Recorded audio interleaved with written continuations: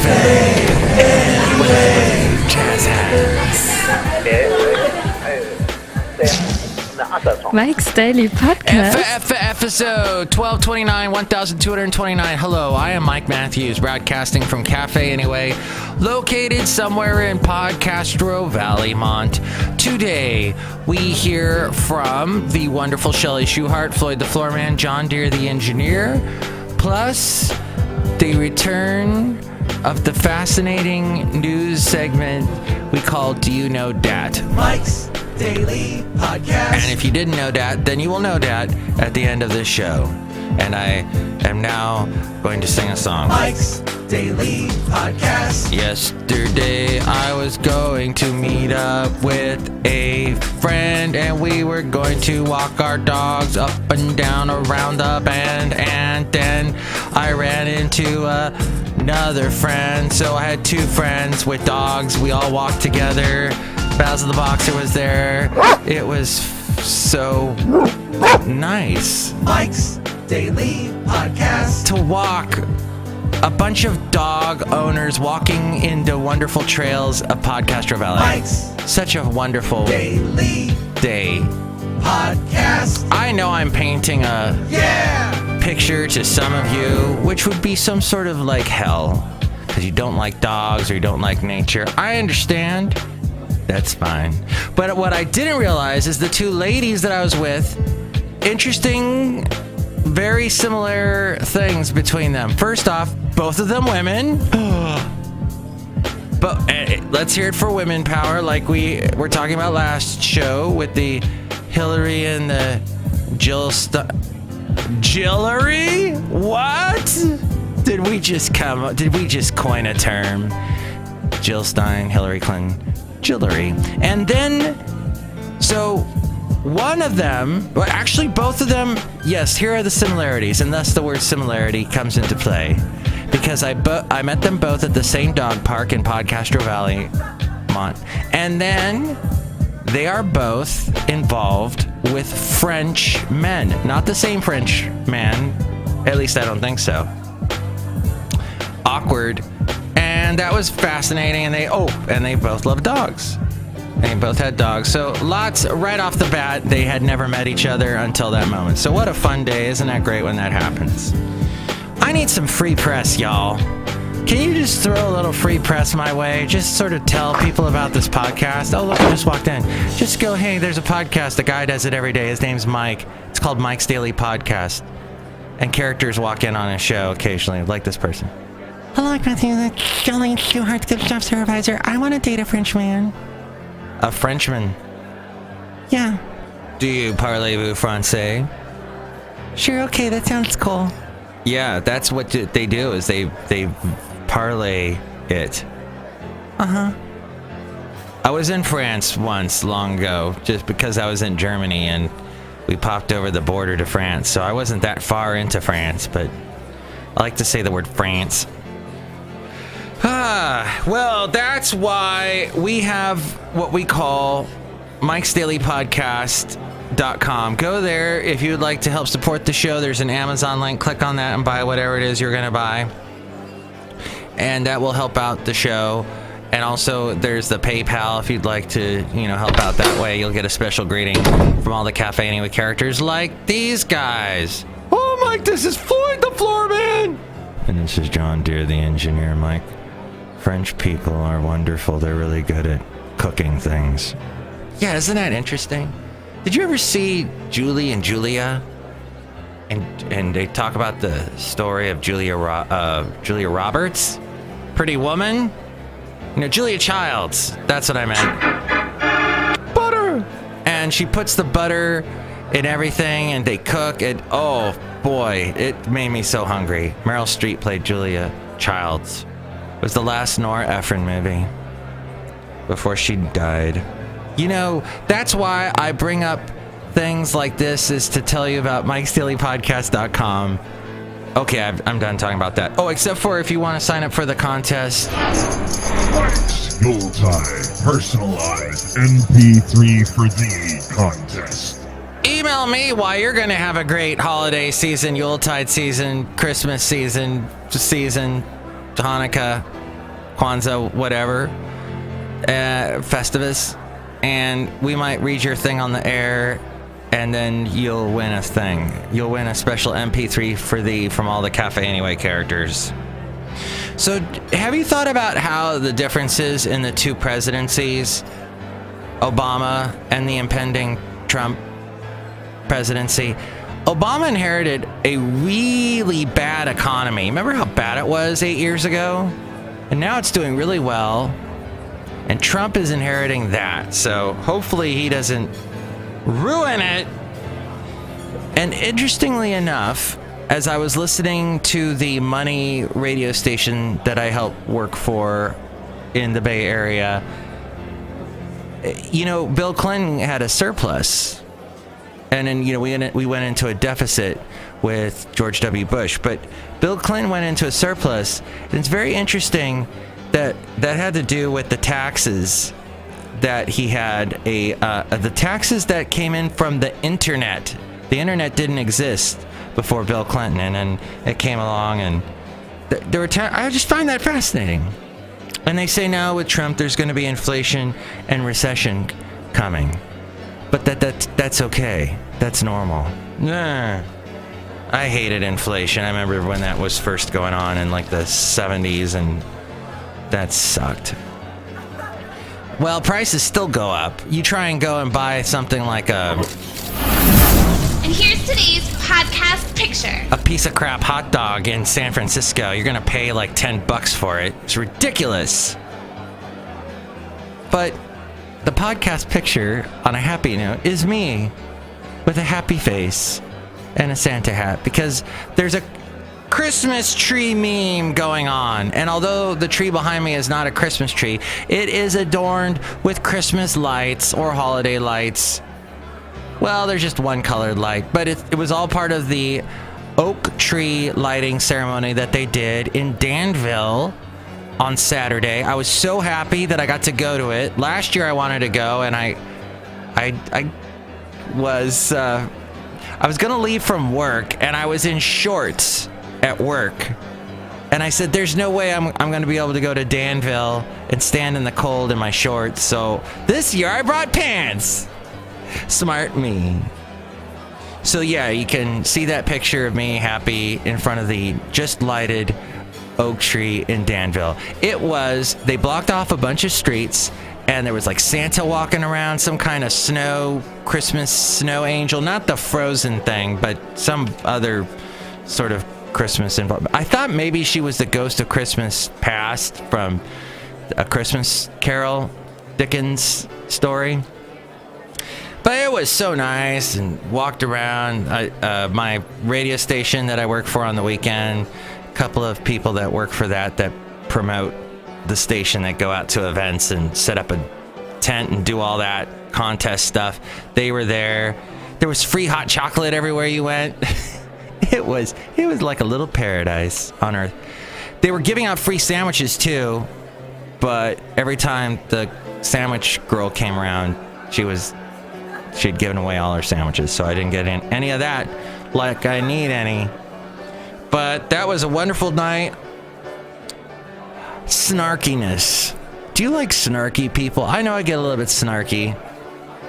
There was some cartoon I used to watch that was sort of like a Lord of the Rings type cartoon. It was done back in they sort of meshed Lord of the Rings with Star Wars. They did that back in the late 70s, early 80s, and there was like this weird sort of sidekick cat man person named Snark. I wonder if that's where the term snark came from. I despise snarkiness. I don't like it. I can't be a comedian. I can't be a stand-up comedian because I cannot be that snarky. At some point, that little vicious bone in me, the meanness, I can only take it so far. I can only get so angry. And then I'm like, no, I'm just being a jerk at this point. I'll stop. So here is the segment called Do You Know Dat? It's Bison Bentley's Do You Know Dat? Hey, this is Bison Bentley, and Mike Matthews has a couple of stories that'll make you want to ask yourself, do you know that? Do you know that? Do you know that? I recently just a few months back, got a Droid phone. And I am so happy. I love it, love it, love it. I was so... I love it, I love it, I love it! I was so done with Apple and all the walls they put in front of you. Oh, they're trying to make it easy for you. Well, they don't think the way I do, and I just got mad at them all the time. So, enough with Apple. But I love my Droid. Apparently, a new malware campaign has been discovered in over 1 million Android devices, according to a new report from the security firm Check Point. This story from The Verge and MSN.com, dubbed Googlean by the firm. The campaign first emerged in August and is currently compromising devices at a rate of roughly 13,000 per day. The malware targets vulnerabilities in Android versions 4 and 5. That would be Jelly Bean, Kit Kat, and Marshmallow. That's right. They named Droid versions after edible sweet candies, and spreads through seemingly legitimate apps and third-party app stores. More than half the infections are in Asia, where third-party app stores are particularly popular. Let me just say this right now. Do not, when someone tells you, you gotta get this app, think before you download an app. I know when I first got my first smartphone, which was an iPhone, I started downloading every sort of app. They've got an app to tell you where traffic is? Oh, I need that app. They got an app that does this? Oh, I got it. There's an app that helps you message people that aren't in America? Oh, I gotta try that. And then I ended up with all these apps that took up space that didn't do anything, that I never used. I've got the one app I do not use on my phone. I deleted all the ones I don't use. But the one I'm just about to delete is a time calculator app. And I would use that because I work in radio and we have shows, and sometimes we need to convert we have to figure out minutes, but it's confusing, and I'm awful with numbers. I just recently figured out, somebody had explained to me, I think it was Haley from the Daily Haley, explained to me that 1,000 thousands is a million. And when he told me that, my brain expanded vastly. I heard angels. I heard like a hallelujah. And that 1,000 millions is a billion. That made everything made sense after that. So I just never, I'm awful with numbers. That's why I'm in a creative field in radio, making very little numbers. Wah, wah. And I cannot find sound effects when I want them. Where did that go? Ah, well, there it was. The malware targets vulnerabilities in Android versions 4 and 5. Spreads through seemingly legitimate apps in third-party app stores. A full list of infected apps is included at the bottom of Checkpoint's report if you go to Checkpoint. But if you go to Checkpoint, you might get a virus. No, I don't know if that's true or not. But they have a full list of all the apps, which ranges from simple games like Slots Mania to a more suspicious app called Sex Photo. Don't they already have something like that? Isn't that what Snapchat is? Oh. Wow. I apologize for that. The malware takes advantage of 2 known vulnerabilities in the Linux kernel, allowing it to take control of users' devices once a malicious app has been installed. From there, the malware compromises the device's Google authorization token, giving it broader access to the user's Google account, including Gmail, Drive, and Photos. And people are using more and more of that these days. According to Google, the malware isn't accessing any personal emails or files. When the Android security team scanned the affected accounts, it found no evidence of the malware accessing data or otherwise using the token for fraud. There was also no evidence of the malware targeting any particular people or organizations. Instead, the malware authors seem to be using their powers to game the Google Play app rankings. Instead of downloading inboxes or Drive accounts, the malware installs non-malicious apps from the Google App Store, Play Store, which is the App Store, leaving 5-star rankings for each app. With over 1 million devices in on the scheme, the result is a huge boost in the Play Store rankings for the targeted app, potentially worth far more than a stolen credit card, worth moolah. And it's not the first time online criminals have used malware to boost an app's ranking. Wouldn't that just make it like when you see an app's ranking going, wouldn't you go, well, who owns the app? Okay, they're guilty. Last year, a family of apps called Brain Test tried a similar tactic. Well, it's not one of those things that I need to keep my brain limber, so I have to test it. Try all kinds of activities to keep my brain. I'll play solitaire on my smartphone. You have too much free time.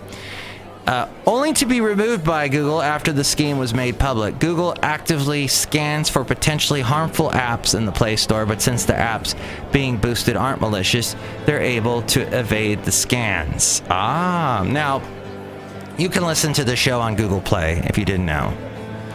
And I've noticed a lot of people that have podcasts on like iTunes, they don't put it on Google Play.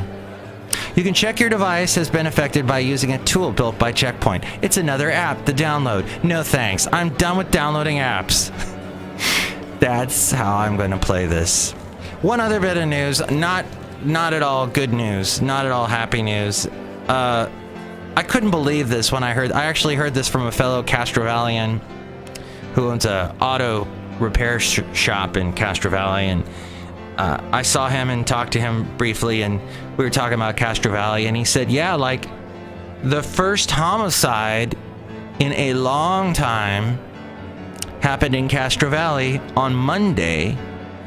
And when he told me where it was, I was so shocked because it was in an area that I have walked Basil the Boxer many times. Happened Monday night, just after 6 p.m. I was walking Basil around that time, and I could have just as easily have gone past this area where the shooting took place. And Cesar Placencia, 37, he was killed moments after emergency responders arrived. It was gunshot wounds, and deputies responded to calls of shots fired. This is on Wilson Avenue near Redwood Road, kind of near where there's like a Quickie Mart there. It's been there forever. And they attempted to resuscitate him, but it wasn't successful. No motive is yet known for the homicide. The sheriff's office describes Cesar Placencia as a respected union construction worker. Yeah, that's all they know about it, is that he is a well-known union construction worker, and that the shooter or shooters may have been firing from a parked car and then they fled. So police are asking for any surveillance footage from your surveillance systems that may have picked that up, and they can call the Alameda County Sheriff's Department and talk to Sergeant Ray Kelly. I hope they find the guy or woman or whoever it was who did it. It's just scary. It's weird when it comes to your town and your neighborhood. As we go outside a cafe anyway, where we bring you Mike's Daily Podcast somewhere in Podcastro Valley. Next show, it is going to be Benita, the Disgruntled Fiddle Player, and the Brewmaster. Mike's Daily Podcast is written and produced and performed by Mike Matthews. His podcast is super easy to find. Download or listen to his show and read his blog at mikesdailypodcast.com. Email Mike now at mikesdailypodcast@gmail.com. See you tomorrow. Bye!